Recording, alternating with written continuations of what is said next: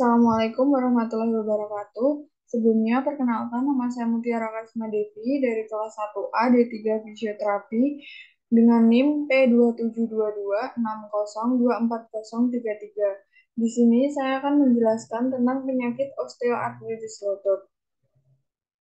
Osteoartritis lutut adalah penyakit degeneratif yang mempengaruhi sendi lutut. Penyakit ini ditandai dengan kerusakan pada tulang rawan yang berfungsi sebagai bantalan di antara tulang. Dengan penipisan tulang rawan, tulang saling bergesekan menyebabkan nyeri, pembengkakan, dan penurunan fungsi sendi.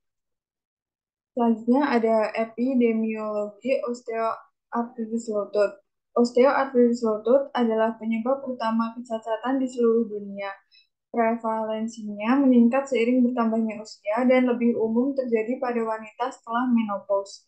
Penelitian epidemiologi menunjukkan bahwa hampir 13% wanita dan 10% pria berusia di atas 60 tahun mengalami osteoartritis lutut yang simptomatik. Faktor resiko seperti obesitas, cedera lutut sebelumnya, dan riwayat keluarga memainkan peran penting dalam pengembangan penyakit ini. Faktor resiko osteoartritis lutut. Yang pertama ada usia. Resiko meningkat seiring bertambahnya usia. Lalu ada jenis kelamin, terutama pada wanita setelah menopause, lebih rentan terkena osteoartritis lutut. Yang ketiga, obesitas. Kelebihan berat badan meningkatkan tekanan pada sendi lutut, mempercepat kerusakan tulang rawan. Yang keempat, ada cedera sendi. Cedera lutut sebelumnya seperti robekan ligamen atau patah tulang dapat meningkatkan risiko. Dan terakhir ada keturunan. Faktor genetik juga berperan dalam perkembangan osteoartritis. Gejala osteoartritis lutut. Ada beberapa gejala. Yang pertama, nyeri pada lutut. Biasanya lebih buruk setelah aktivitas fisik atau di penghujung hari. Yang kedua, kekakuan, terutama setelah periode istirahat atau di pagi hari. Yang ketiga, pembengkakan, peradangan di sekitar sendi akibat gesekan antar tulang. Yang keempat, krepitasi atau bunyi keretekan pada saat lutut digerakkan. Yang terakhir penurunan gerak, keterbatasan rentang gerak yang dapat mempengaruhi aktivitas sehari-hari. Selanjutnya ada penanganan osteoartritis lutut. Penanganan osteoartritis lutut bertujuan untuk mengurangi nyeri, memperbaiki fungsi, dan memperlambat perkembangan penyakit.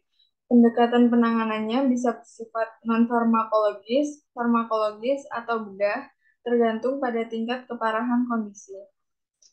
Yang pertama ada pendekatan farmakologis.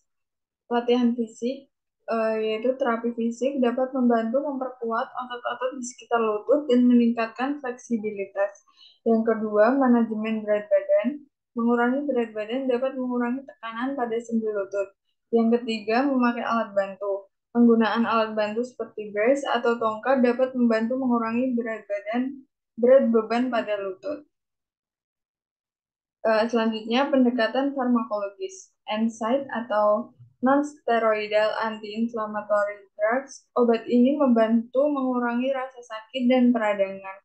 Injeksi kortikosteroid. Injeksi kortikosteroid di lutut dapat memberikan bantuan nyeri sementara dengan mengurangi peradangan.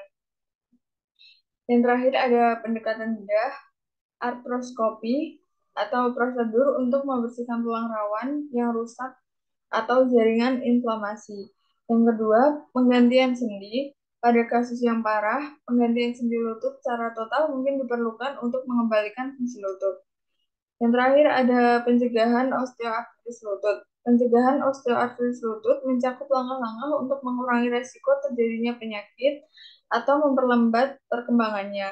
Beberapa strategi yang dapat dilakukan meliputi menjaga berat badan ideal, mengurangi tekanan pada sendi lutut. Yang kedua, olahraga secara teratur atau melakukan latihan untuk memperkuat otot-otot sekitar lutut seperti latihan aerobik ringan atau latihan beban. Ini beban yang ringan ya. Yang terakhir ada menghindari cedera lutut. Penting untuk menghindari aktivitas yang dapat menyebabkan trauma atau cedera berulang pada lutut. Sekian penjelasan saya mengenai osteoartritis lutut. Bila ada salah kata, mohon dimaafkan. Wassalamualaikum warahmatullahi wabarakatuh.